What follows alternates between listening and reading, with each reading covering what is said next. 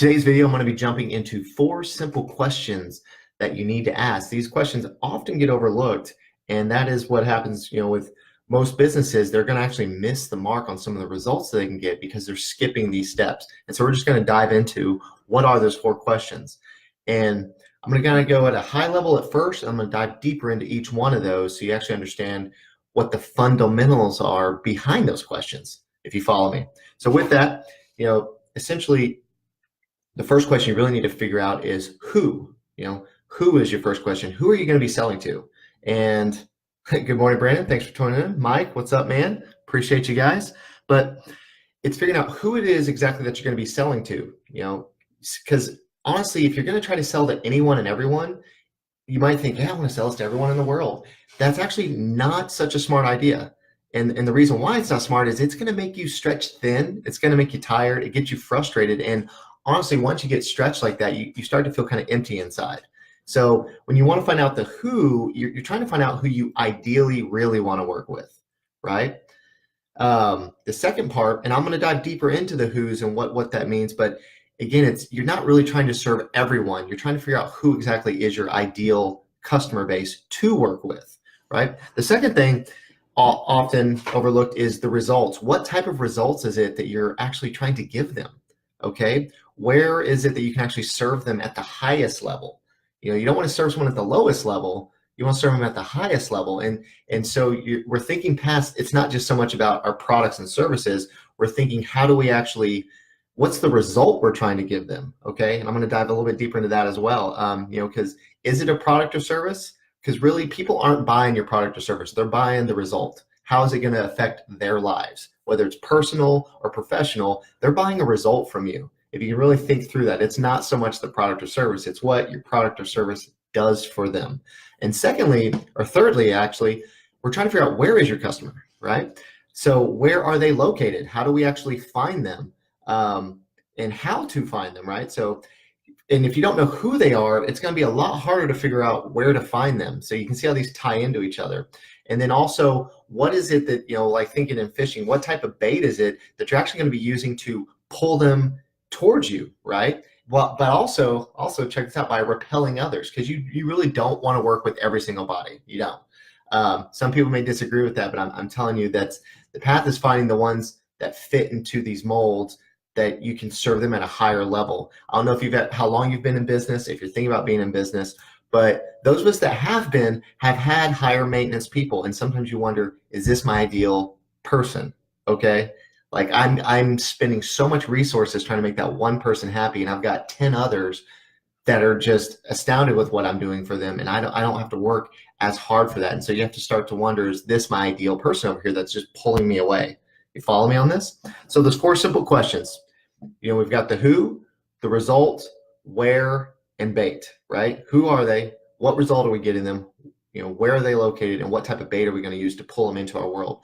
Now, this information I'm about to start going into, it's actually come from a guy who I've been studying, and he's actually used to charge people, or I'm sure he still does for one-on-one, $25K in consulting knowledge. So just don't take this lightly. This is coming from an industry expert that, as I've talked in the other videos, is you start to model off of. So number one, again, going into who is our dream client, right? That we actually really want to work with, and what often is the mistake is a lot of us always want to start with what is our product, right? We don't start with who our client is. We think, okay, I'm going to sell this thing, this what thing, without ever really considering who's my customer going to be, who's my vendors, who's my associates. Like as I build a team, we're not really thinking through that. We're just thinking, I'm just going to sell this thing, right? So instead, back up a little bit and figure out who is your dream client you really want to work with. This is where you want to actually be purposeful in your choices and actions, right? Because what can happen is you might start going down the line and realize, I need to pivot, and in all that work you've done because you haven't taken a moment to step back and go, wait a second, who am I trying to serve? Who am I working towards? It'll save you time, energy, and stress for the matter of going down the route, because then you don't get stuck with people who are low level, have no money, and just create a lot of high stress for you. I've been there. If you've been in business, we've all probably had those people that we work with, like, what the heck am I doing here at this point? And so knowing in the front game where you're going and who you're looking for is going to help you avoid all that. So just thinking, who is your dream clients, right? And this is where you spend some time on this part. Who are they? Okay. What is it? What do they look like? Like, try to visualize who this person is. What is it that they're passionate about? What are the things that engage them? Okay. And what are their goals and dreams and desires? Because you're starting to understand the individual. And once you can kind of get an understanding of who they are as a rounded person, and see, we're not even talking about a product yet. We're talking about the person. Then we can actually create like an avatar. And I suggest you create a male and a female avatar and Google image something and put like a picture to them so you can identify. And then you can start to ask, say you call them Mary and John. You'd be like, would Mary be interested in this? Would John be interested in this? And you've identified kind of this persona of this person you're building towards. You follow me on this? I hope you all getting this. And now that'll help you make smart decisions later too, because you'll go, oh, this sounds like a great idea. And then you go, wait a second, is Mary interested in something like this? And you go, actually, even though this sounds like a great idea, this really doesn't fit to what it is that she would want. So you know that it's not really the path to go down, okay? Because not all ideas fit the right market that you're going towards. They might be a great idea, but they're not fitting where you're going to. So secondly, once you kind of understand who they are as a person, that's when we start to figure out, where are they? Because you can't really find where someone is if you don't know who they are, okay? Or it's going to be very hard. Results will be very low. And so now we start looking, where is it that we can find them? And so you start asking, where is it that they're hanging out on social media? What type of groups are they in? What type of blogs do they follow? Are they a part of? Is there any type of email newsletters that they are in? Or what type of blogs or things do they read? Because without knowing who they are, it's hard to find where they are. Can you see how those tie together? Those are like hand-in-hand things. If I know who the people I'm trying to work towards and serve, then I can start to figure out where I need to spend my energy to get in front of them, okay? Because traffic, I talked about this in the video yesterday, is if you think you have a low traffic problem, the traffic's out there. You just got to figure out how to put yourself in front of the traffic. Same thing with cash flow, money. Things are flowing out there in the marketplace. We're just trying to work our way through putting ourselves in front of it. Like a flowing river, how do I put like a little rivet in it to start getting some of that to flow my way? So once I know who they are, then I can figure out where I can find them. Cool? And so with that too, is now that we know where they are, we know who this person is, we know where they are, what's the bait that's going to pull them towards me, right? Like, what type of bait am I going to use to actually attract them? Because again, there's not a traffic problem. Traffic's out there. What type of bait can I put in front of them and actually start to pull them towards me? And that's where, knowing where they are is actually only part of the equation. And when some of y'all think of like, what type of bait, trying to think how to go into this. So we all probably have our core product offer, our core services or things of that, but we also need to think about what type of bait is going to bring them towards that. Because if you're only doing one thing, you're actually probably competing in a commodity space, right? Because someone else probably has that one thing too. So, and I'll dive into this in some other videos in a deeper, we'll go deep on it, but, call it like an offer stacking. What are things that you can put together that makes your one thing an irresistible offer, right? Because when you're a commodity and you're just selling the same thing anyone else sells, then it becomes like a low price game. Well, I'll make mine cheaper. Well, then he makes his cheaper. Then you make yours cheaper, and you're just racing yourself to the bottom. You don't want to do that. You actually want to add more value to what you have. And so the things is like, what all can you add to whatever your offer is? You might have something like, you can do like some sort of ebook or books, physical print books, some sort of CD or DVD, some sort of video series, some sort of audio podcast type thing. Well, maybe not necessarily has to be a podcast, but some sort of audio course, right? You see it out there in the marketplace now. People are coming with all these like free guides or like shopping lists, or so it's like, don't just get the diet plan, but we're going to also teach you the five exercises you should do 5 different days a week. You're going to get your home shopping list. We're going to give you our 10 recipes. So see, they're creating an offer around a core item, right? And so when you start to know who your customer is and you know where they're at, and so we're starting to throw bait out there, you actually are able to think, what is it that's going to interest them? What would they pay attention to, right? What is it that they would actually want? Okay, so are you starting to see how if you start with just the product first, you're going to miss all this other stuff? And that's where a lot of people don't get it. They're like, I have this great product, cool, but hold on a second. Let's position it to be successful. Let's spend a little bit of time and really think through this thing, right? Your bait has to match what your market wants, not what you think's awesome. Okay. Sometimes that's hard to swallow, but that's the truth. You know, you can think it's the awesomest thing in the world, but if your market doesn't, it doesn't matter. Okay. So, and the bait is actually what you use to actually kind of separate them from your pool. Okay. Because if there's a pool of people in there and you're probably not the only person reaching into that market, what's your bait that's going to be used to pull them out? Because there's really only three main markets. There's a lot of subs and niches to it, but we've got health, wealth, and relationships. If you take anything you're doing, it goes back to those. Health can then go into exercise, then go into keto and diet. I mean, health, wealth, and relationships, everything ties into those markets. And so understanding what it is you're actually really selling. Okay.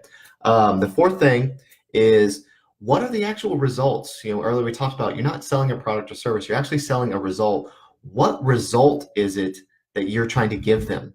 Don't think it's not the product or service, it's the result they're going to get from the product or service, right?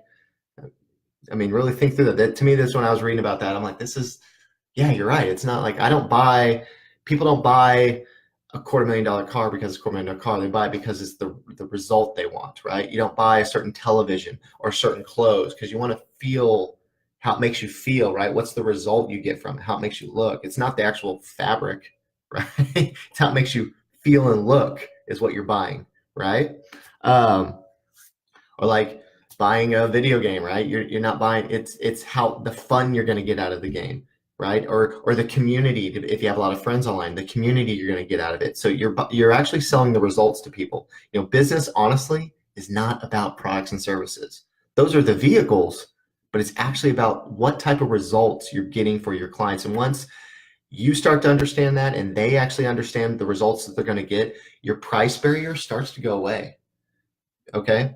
I mean, think about that. Once you understand what it is, the result that your clients are looking for, your conversation is going to change a little bit about how you're going to be explaining what your services, products, and offers are. And once they understand the result that they're going to get, the price is not so much as a concern, right? So if I were to say, like, here's, for example, if I'm like, hey, I have this book, I'm going to give you this book. Well, actually, I'm not going to give it to you. I'm going to charge you $25,000 for this book. Most people go kick rocks on me. Like, I'm not going to pay 25 grand for a book, right? Like, are the pages made of gold? What is it? But if I could guarantee you that, say, like this book, I could guarantee, like, with the information in this book, you're going to make $100,000 this year with it.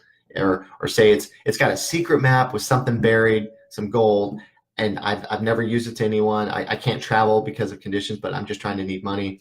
I'm going to give this to you, and I can guarantee that you'll get $100,000 out of this book. If all of a sudden people go, wait a second, so 25 grand doesn't seem like a big amount because of the result I could get from it. You starting to understand that? So, I don't know if that's a great example, but I'm just trying to get you to visualize, like, when you get people to understand the results they're getting from what it is you do, the price is not the issue. Okay. It's just oftentimes we don't talk through it in that sort of way to actually really engage them on that. And essentially, when we also start thinking of where we're taking people, not all can probably afford your top tier thing. That doesn't mean they're not going to fit into the market of what you're trying to attack or attract. As I say, attack, you will attack your market, but attract to you. Not all can actually afford like what your top tier thing is, right? You can't just, especially if they don't even know you. And you're like, hey, I've got this like 10 grand package of what we do, and they don't even know who you are. They're probably gonna be a little hesitant at first because there's no like and trust, which I talked about in the other video. They've got to spend some time getting to know you, like you, and trust you that you're actually going to deliver something for them. And so that's where you create what we were talking about is a sales process. Okay. And with that, there's some aspects online, especially using funnels and value ladders. That's actually, I'm going to be talking about value ladders in my next video, but you create an actual sales process that you're going to take them on a path with you. Okay. And I'll dive a little bit deeper into that, but it's a way of getting someone who maybe can't afford your top tier thing, but they definitely fit the demographic you're going for. How can you graduate them up to eventually affording your top tier thing? And along the way, you're delivering value to them and making money serving them. Okay. I'll dive a little deeper into what all that is, but it's like when we start talking about we're trying to deliver results, Results are in steps, right? You don't jump to the top of a staircase. You're going to take it one step at a time. And so you want to think, where are you taking your customers? Where are they going? It's not a one-time transaction. You want to have some continuity in the game where you're continuing to deliver value and they're continuing to come back to you for things. So just think, as you're taking the information in this video, think about it. If money was no issue, right? You may already have a product or service, but if money was no issue, what would you do to guarantee success to them? What else could you be doing, right? If money was not a factor, how could you actually serve them at the highest level? Where would you want to go with that? Because that, honestly, if you're not already there, you want to start taking people there. But you've got to figure out what those steps are in the process, which we'll talk about in the value ladder in tomorrow's video. This may seem a little simple, but a lot of times simple to do, like i.e. identifying who your customer is, right? Figuring out where they're at, okay? What results, and then what type of bait we're going to be pulling them into. Figuring those out may seem like, hey, okay, that's kind of simple. Most people skip simple, okay? When we all know that we should exercise more. We should eat better. Do we all do that? We all know we should probably sleep more than we do. Do we do that? Simple doesn't mean it gets done. Okay, simple often means simple not to do. It's taking the time to actually do this to get the type of results you deserve. I promise this will pay off for you in dividends time and time again if you spend this time and go through these processes in the videos that I'm sharing with you guys. And so that next agenda, what we're going to be talking about is the path, right? We've got our bait, we've got our product, and we've got our arrival. Where is it that we're actually taking people? You feel me? Because you need bait to bring them into your world. You need product for them to actually make a transaction with you, to trade, whether you're getting just an email or money in first. And then where are they going? Where are you taking them, right? Because we're going to go on a journey together. When this is done correctly, people will naturally want to ascend with you and grow because they spend a little bit, they got some value. They spend a little bit more, they got more value. They spend a little more, they're getting more value. And they'll want to grow with you because you keep giving them, what is it? Results. And you start to graduate them to a higher level of service from you. More personalization, your top tier gold plan, right? Platinum. So